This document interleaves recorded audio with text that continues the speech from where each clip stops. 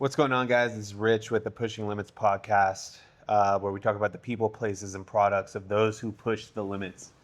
I'm here today with Noah Hascup, part of Hascup Hunts International, spearfishing guide here in Costa Rica, and does spearfishing and jungle tours. What's going on, Noah? What's up, man? How you doing? Good, man. Good. Well, Happy welcome to to the be Pushing Limits podcast. Thank man. you, brother. Happy to be here. Thanks, buddy. So tell me a little bit about kind of your journey down here. What led you to move to Costa Rica? So it starts in Florida, where I'm from, Stuart, Florida. I moved to Costa Rica in 2022, late October, after coming down here for a vacation. Before I moved here, I was a mechanic at Audi. I did that for 3.5 years. That was a career for me. It was a lot of work. It was a good job, but I ended up drowning in it, kind of, and I found myself working with the same people all the time.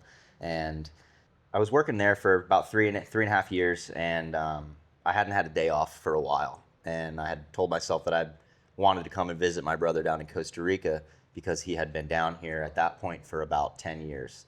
But he would come down for only 6 months out of the year, and then the other 6 months he would spend back in Florida.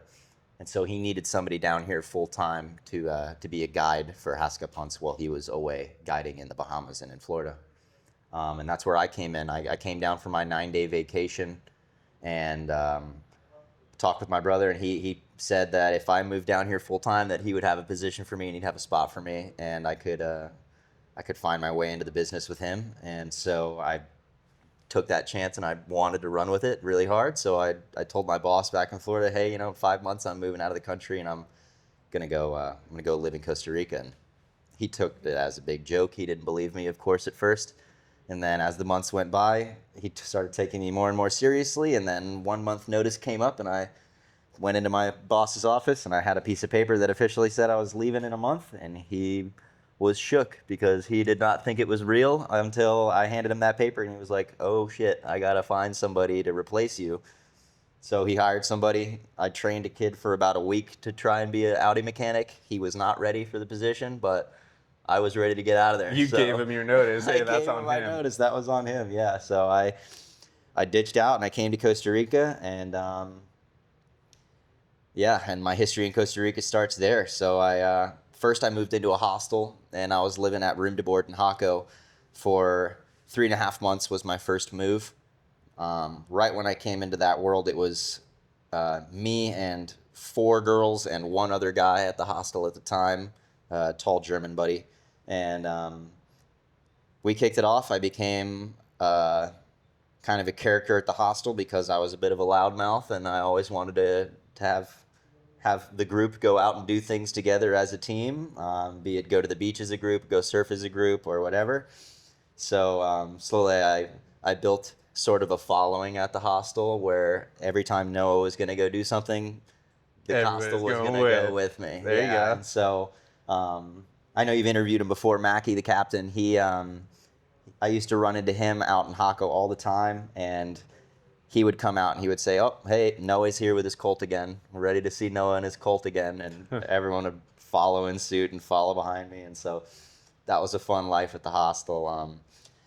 Then I switched. I went to a different hostel for about 3.5 months. That hostel was a lot more, I don't know what to call it, rustic, I guess. It was no air conditioning, 6 beds, all in the same room, and no air conditioning in the dorm, no hot water, and a shared kitchen that we all had to use at the same time, basically. So that hostel really taught me how blessed I was at the other hostel and in Florida. And then when my 3 months came up at that hostel, I was out of there as quick as I could and went right back to room to board, and again had a crazy time at room to board for another, at that point, 9 months I stayed after that in room to board. Damn, so you left your 9 to 5 at Audi, which is, a great position, and you said, fuck it, I'm moving to Costa Rica, I'm gonna go live in a hostel, and I'm gonna work as a spearfishing guide. And I mean, do you have any regrets? No, I don't regret it at all. So far, this has been the best move. I mean, obviously, Costa Rica is a little better than Florida to me. Yeah. Everyone can have their own opinions, but I kind of see Costa Rica as a super Florida. I mean, it's Florida in every aspect, but just better. People are a lot nicer around here.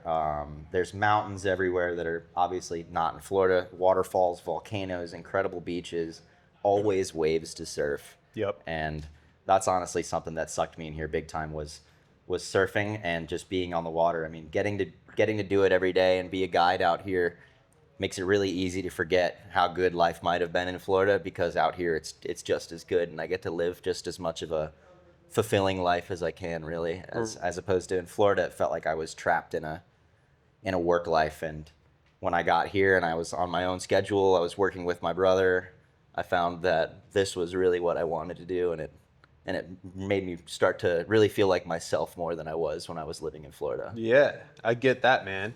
Now, you and your brother have together built Hascup Hunts, which is, in the spearfishing community, is probably one of the most well-known charter operations, Right. I would say, in the world. You guys have an excellent track record. Obviously, your brother's been doing it for 15 plus years, and your brother is actually one of the guys who got me into spearfishing, and I've kind of built a business off of that, Right. and it's become my passion. But a lot of people don't realize, man, that spearfishing, I would say, is probably, when it comes to extreme sports, I mean, it's definitely up there. There's so many different factors, things that could go wrong. You're essentially, I like to say it's the equivalent of bow hunting underwater while holding your breath. Yeah. Right? Yeah.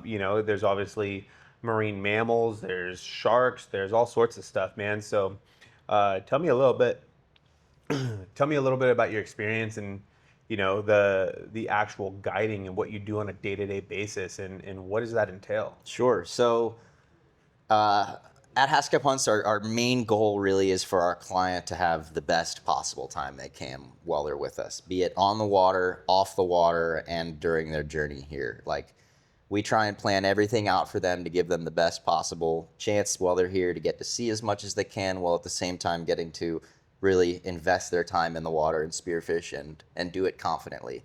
Now, one thing that me and my brother do that I feel like is a little different in Hascup Hunts than it is from other people is how, like, for example, we'll have clients on the water, and throughout the day, obviously, we're building a relationship with these clients. But by the end of the day, at this point, we and the clients are homies. Like, we love our clients. Like, they become family to us 100%.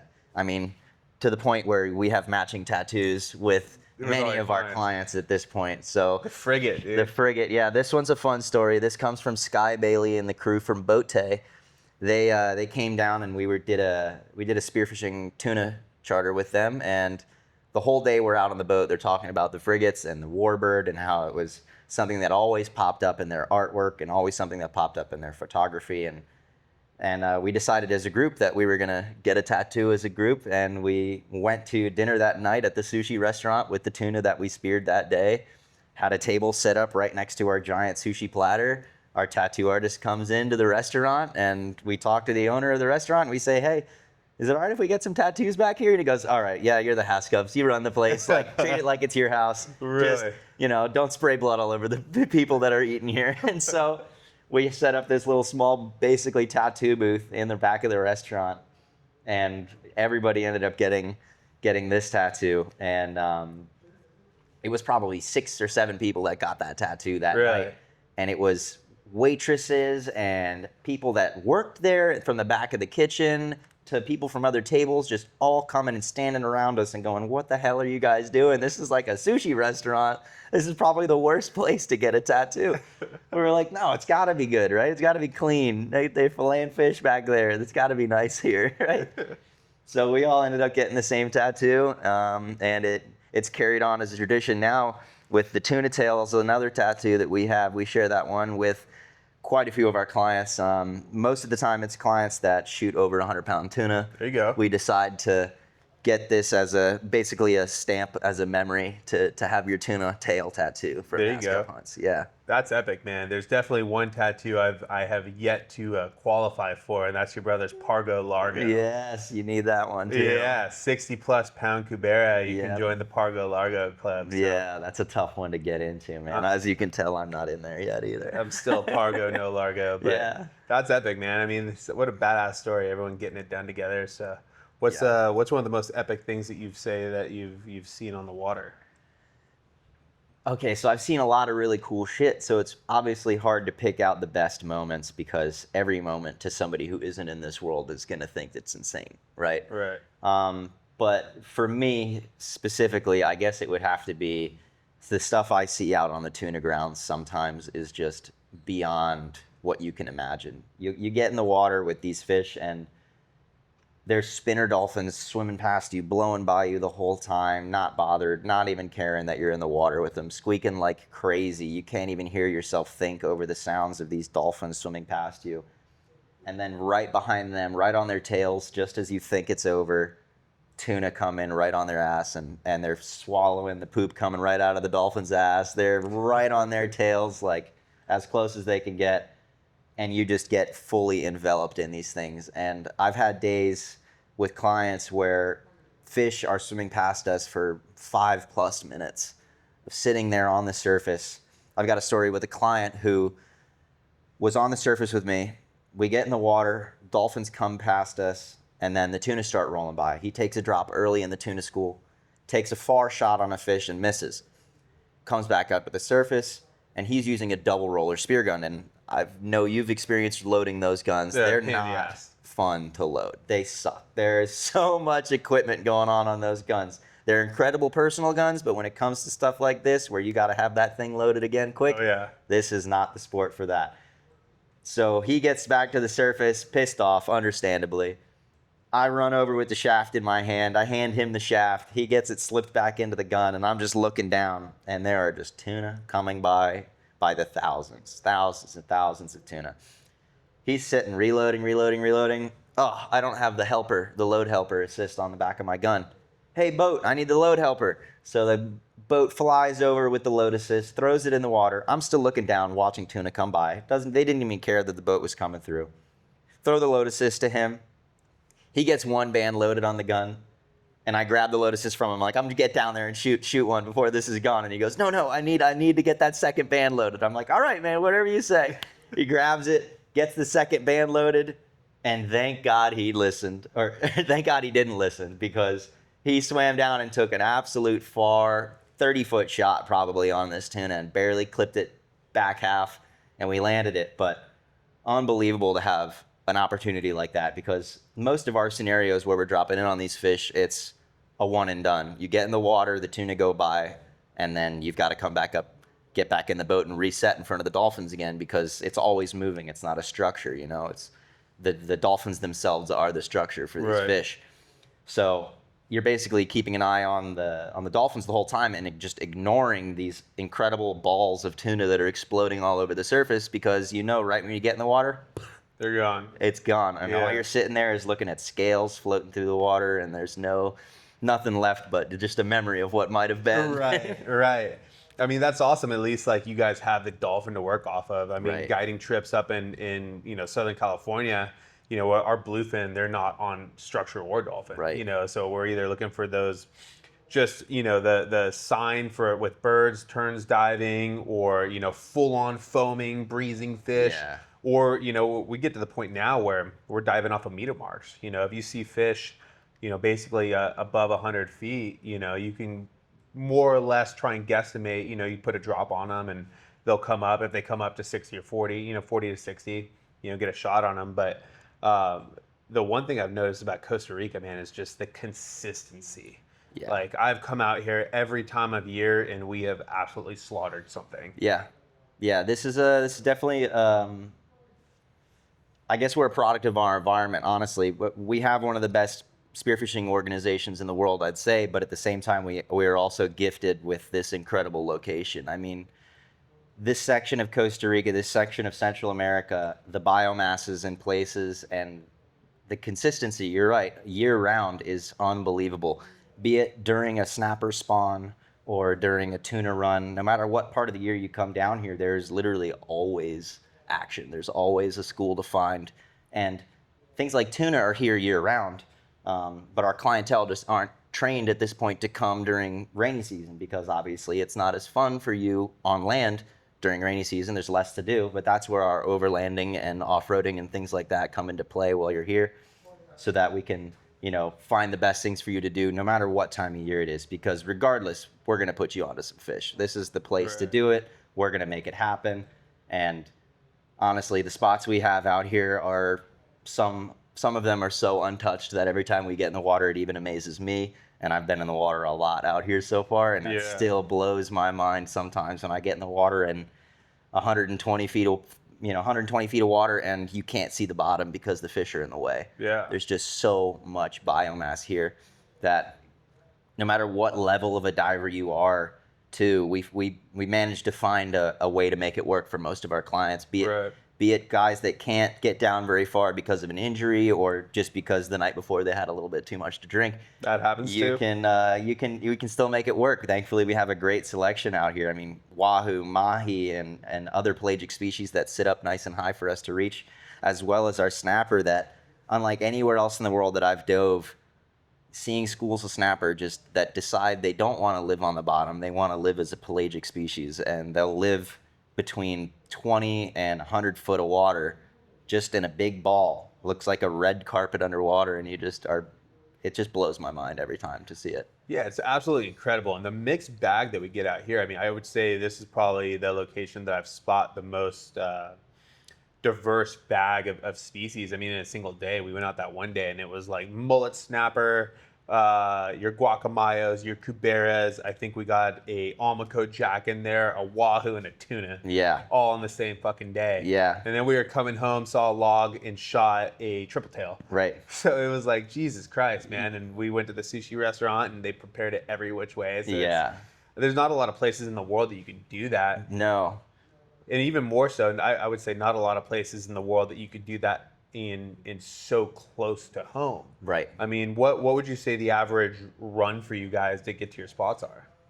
I mean, the farthest we would ever have to go is going to be an hour and a half to 2 hours to get out. And that's if we're looking for the farthest tuna school that we've heard of would be to be out that far. And everything else that we have is within 35 minutes to an hour. That's incredible. Yeah.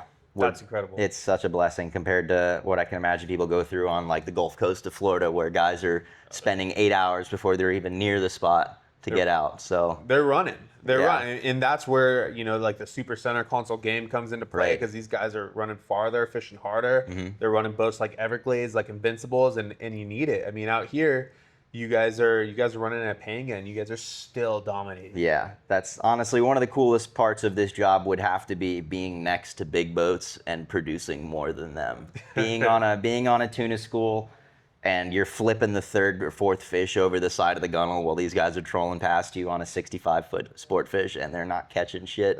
That's one of the best feelings out there, because you know that.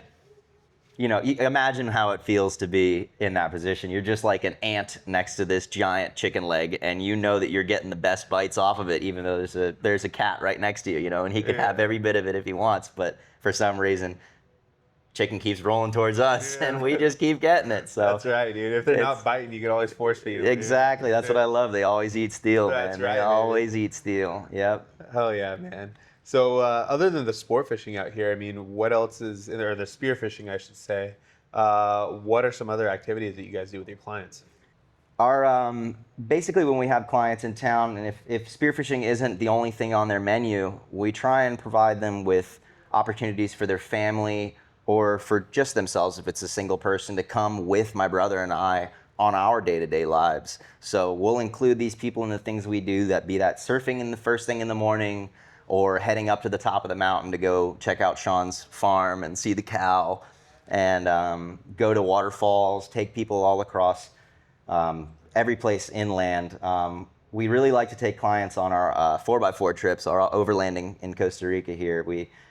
We'll have clients will rent a side-by-side, and we'll guide them through the mountain. Me and my brother have been up there now hundreds and hundreds of times, so we know the paths, we know the ways to do it, and we know the most fun way to get there. So we take clients out with us and basically show them what we would do every day.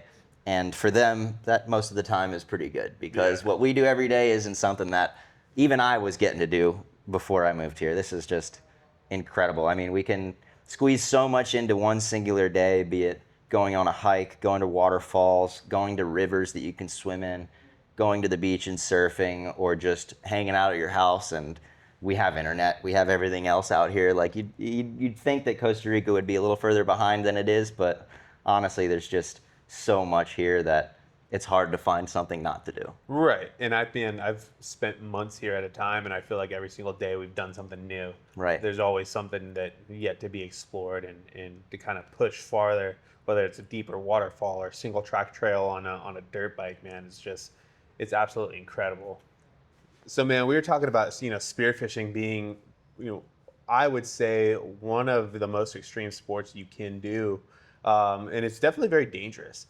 And with you guys being out on the water as much as you are, I mean, you guys said that there's some months during your busy season, you're out 25 plus days on the water. I mean, I'm sure you guys have had to have seen some close calls and near misses. I mean, For sure. For sure. This is definitely not a sport that anybody can just jump into and expect it'll work out right the first time. I've had clients with me who have spent potentially more time in the water during their life than I have myself, but they still end up in situations that nobody can plan for. One example that I've had of a real close call is with Sky Bailey, with the people that I have this matching tattoo with. We were on tuna grounds, and I had warned clients, obviously, that grabbing the shooting line can result in some dangerous things because the line is very small and it can wrap up in your gloves easily, and it can get caught in your belt, and any piece of your equipment is very willing to grab onto that fine shooting line.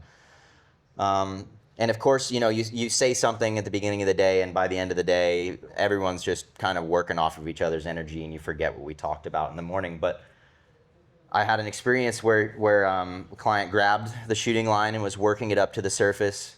And as the fish got closer and closer, I tried to close the gap on the client to warn them to let go of the shooting line, but their ears are underwater. I'm on the surface shouting. They can't hear me at all. So the fish comes back to life, of course, at 25 foot, right when she gets to the shooting line.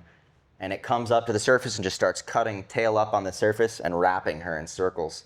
And it wraps around her about 3 or 4 times. And her arms are stuck to her chest like this. And the fish finally comes in and wraps to her chest. And she gets a hold of it. And we end up stopping the fish right there. And the thought of that happening at 25 foot or happening at 15 foot or happening at 5 foot is so incredibly dangerous, just because you lose so much of your ability once this fish decides it's going to take control of the situation, because no matter how strong you think you are, those fish are stronger than you. We've had some situations on our shallower spots too where clients will go down and they'll shoot a Cubera snapper in this spot that we have. It's about 110 feet of water. And when clients shoot Cubera snapper there, specifically Cuberas, if they shoot a guacamayo snapper or a mullet snapper on this spot, normally nothing's going to happen. But if you shoot a Cubera on this spot, the Goliath groupers who live there will wake up and they will want a piece of it. So we've had opportunities to shoot really nice fish, and we're pulling them up to the surface, and I have to warn clients on the surface, hey, when you see this fish shine on the surface, I want you to dive on it right away and get down there and defend that thing, because there's going to be somebody coming after it. Sometimes they know what I mean, sometimes they don't, and they get down there and they get a surprise. But we had a client who came down and he shot a Cubera snapper, and he was pulling it up the surface, and it was one of the nicest ones that he had shot, so he really wanted to land this fish. So we're horsing it up to the surface, and I'm letting it hang at 30 foot, and he's obviously concerned about his fish hanging at 30 foot when he knows that Goliath grouper live in this spot. And I'm like, no, don't worry, just give it a second. We're going to let our other buddy take a dive on your fish while it's on the way up. So he dives down on the fish on the way up. He doesn't see it at first, but the Goliath grouper comes and just appears out of the fog within 3 feet of the Cubera snapper. And right as it goes to slurp that Cubera in, I yank from the surface and just barely pull it out of its mouth, and it just gets just the scales off the tail. And it comes chasing, barreling up after it. The client is right there ready with the big gun and just cracks a shot into this thing's top loin, just a little bit behind the top, the pec fin. And the Cubera freaks out, starts swimming away up towards the surface. So I hand my shooting line back off into the clip, and at this point, the fish is just suspended. And now we're worried about this 300-pound Goliath grouper that we've got on the line. So he shoots it, and I'm immediately screaming, grab that float line. We got to stop this thing before it gets into the cave. So he grabs onto the line. The client who shot the cubera comes next to me and grabs onto the line. And I grab onto the line. Next thing you know, all three of us are getting pulled down 15 feet, like instantly. I'm drug from the down all three of surface, you. all three of us from the surface, like one after the other, bloom, bloom, bloom, right underwater, like we were nothing. And we're kicking, our fins are clipping our knees, like getting pulled backwards as fast as you think you can while you're working to get up towards the surface. Of course, none of us are equalizing, so we come up to the surface all just absolutely discombobulated now, pulled down 15 foot out of nowhere. The boat is right there, thankfully. They heard us take the shot. We hand the line up to the boat, and the team just starts working this fish up towards the surface. We get it to about 25 foot. I hand the gun off to the client. I'm like, all right, the client who shot the cubera, I said, all right, you get down there and kill this thing. You need to make sure it's a good shot and land it where you think it will. If you don't think you have a good shot, just come right back up. Client goes down, absolutely tunnel vision, just blinded out, just takes the first shot he's given, in the middle of the fish, pisses it off so much more.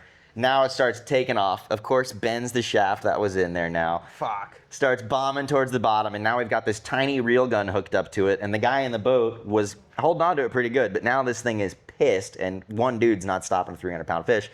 So we're right back in the same situation again. All three of us are on the float line again, getting tugged around by this fish. Finally get the line back to the boat, get a second shot in it, or third shot in it this time, and finally put it out, get the fish dead, and get it up to the surface to take pictures with it. And the clients and I are just laying on the surface, just completely exhausted, not ready to take pictures with this thing at all because we've just fought it for the past 20 minutes. All right. And I'm like, all right, let me get my GoPro. Let's take some pictures. And if you know us at Hascup Hunts, when we take our pictures of you, we take it very seriously. Oh, yeah.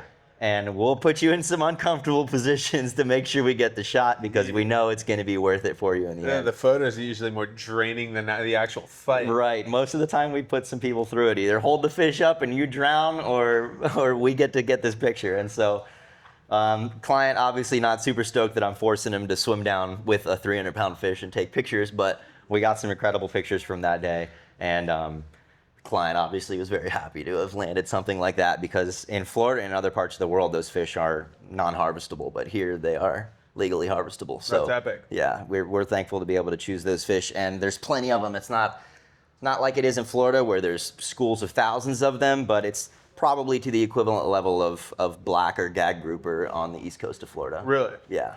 Man, I'm still. That's one I haven't crossed off the bucket list. I know we've spent a couple of days out there trying to get them, and like you said, just the way you have to hunt them. You got to shoot a cubera, dangle the cubera, and then just be ready to go. And, Yeah. man, we had that one opportunity where it was just so close, and I think I was yelling at Trent from Kinetic, "Hey, get that gun!"